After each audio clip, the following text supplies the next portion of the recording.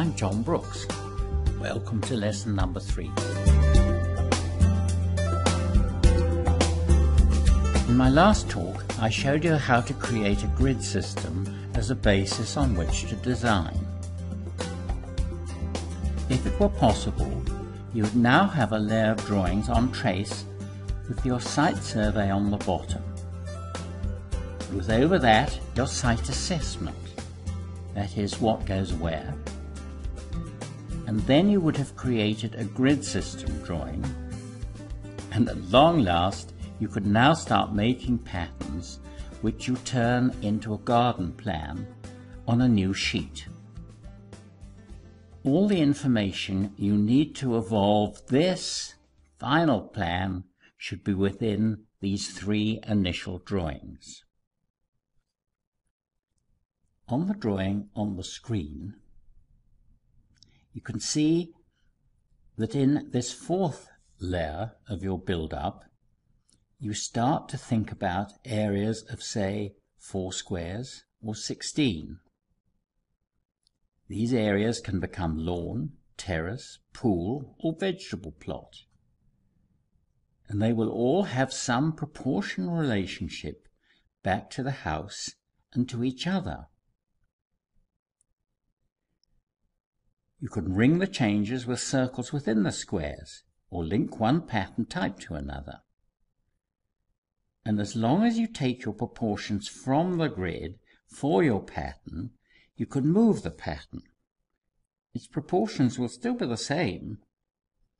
The grid, as I have already said, shouldn't become a straitjacket, although I have stuck to the grid in this particular example.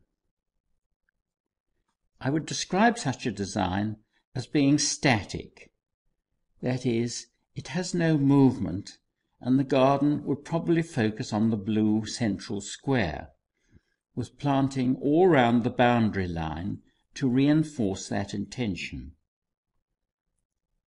Try various patterns to encompass the functions you want of your space to get the hang of this technique, and you will find that you're having fun. Now, a well-designed garden is one in which the eye is directed either to a view or to a feature, and which directs the path which friends and family take on leaving the house. In this London garden, steps direct the user over to the right, with a change of direction up the garden at the top of the steps.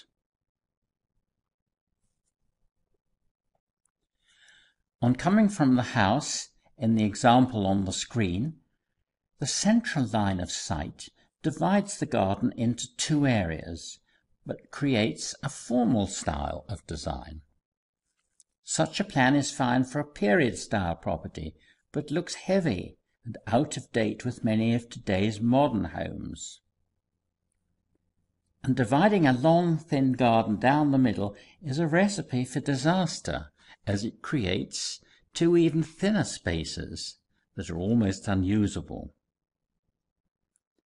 A well-designed modern garden is one in which you can control the direction which the eye takes, and which then leads the user when leaving the house. So the plan evolves from the house in which you try to link the functions of the garden together. With the help of the grid, a modern design relies on the strength of the ground pattern to delineate its functions and or route round it. So a garden needs both a visual and practical physical direction of flow. But unlike the more formal historic style outlined, which holds the central ground, the contemporary garden tends to have a clockwise or anti-clockwise direction of flow round its site.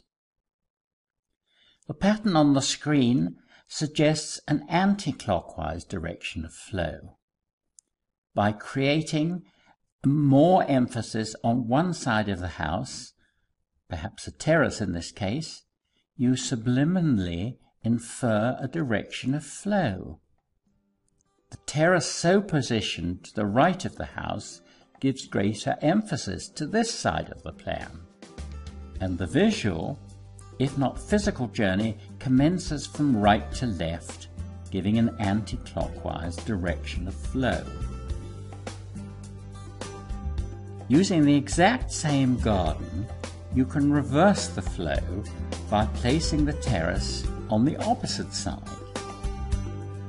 This now suggests a clockwise direction of flow and allows the designer to encourage the homeowner to explore even the smallest of garden spaces.